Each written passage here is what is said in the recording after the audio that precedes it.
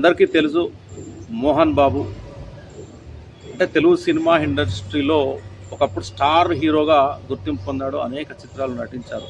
ప్రస్తుతం ఆయన అంటే కొన్ని సినిమాల్లో నటిస్తూనే మరి గత 10-15 సంవత్సరాల నుంచి కూడా విద్యా సంస్థలను నిర్వహిస్తున్నాడు మోహన్ బాబు.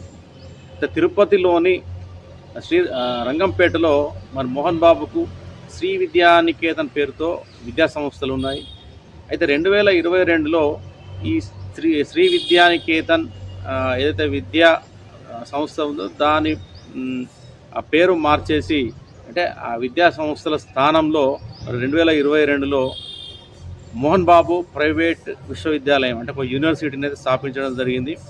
ప్రస్తుతం ఆ యూనివర్సిటీ పైన కొన్ని ఆరోపణలు ఏదైతే ఉన్నత విద్యా మండలి అంటే ఉన్నత విద్యా నియంత్రణ పర్యవేక్షణ ఏదైతే ఒక కమిషన్ ఉంది, ఆ కమిషన్ కొన్ని ఆరోపణలు చేస్తుంది. ఆరోపణలు ఏంటంటే మరి మోహన్ బాబు విశ్వవిద్యాలయంలో విద్యార్థుల నుండి అంటే అదనంగా ఫీజులు వసూలు చేస్తున్నారని, అదేవిధంగా ఆ యూనివర్సిటీకి సంబంధించి అంటే ఆదాయం ఏదైతే ఆదాయం ఉంటుందో ఆ ఆదాయానికి సంబంధించిన వివరాలు కూడా సక్రమంగా అందించడం లేదట.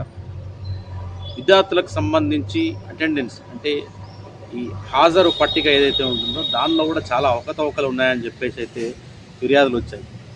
అంటే ముఖ్యంగా విద్యార్థుల నుంచి అదనంగా 26.17 కోట్ల రూపాయలను మరి వసూలు చేసినట్లు ఈ కమిషన్ విద్యా కమిషన్ ఏదైతే ఉంటుందో ఆ విద్యా కమిషన్ వివరించింది.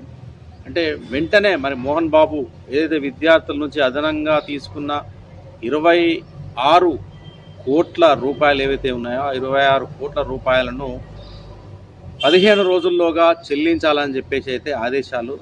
23 గతేడాది సెప్టెంబర్ 30 వరకు విద్యార్థుల నుంచి మోహన్ బాబు ప్రైవేట్ విశ్వవిద్యాలయం అదనంగా 26.17 కోట్ల రూపాయలని వసూలు చేసినట్లు కమిషన్ తేల్చింది. ఈ మొత్తాన్ని విద్యార్థులకు 15 రోజుల్లోగా చెల్లించాలని ఆదేశించింది. ఆ విశ్వవిద్యాలయం అనుమతి గుర్తింపును ఉపసంహరించాలని ప్రభుత్వానికి యూజీసీ, అదేవిధంగా AICTE, PCI, ICR, NCASC, health care professions కౌన్సిల్స్కు సిఫార్సు చేసింది. చూద్దాం మరి ఈ అంశం మరి ఎలా ముందుకెళ్తుంది, దీనిపైన మోహన్ బాబు ఎలా స్పందిస్తారు అనే అంశం అయితే మనం చూడాలి. ఎందుకంటే మోహన్ బాబు గతంలో కూడా మరి టీడీపీ వాటిపైన అదేవిధంగా చంద్రబాబు పైన అనేక సార్లు ఆరోపణలు చేశారు. మరి ఈ అంశం ప్రస్తుతం రాజకీయాల్లో చర్చనీయాంశంగా మారింది. ఇప్పటి వరకు నా ఛానల్ని సబ్స్క్రైబ్ చేయని వారు దయచేసి సబ్స్క్రైబ్ చేయగలరని విజ్ఞప్తి. Thank you.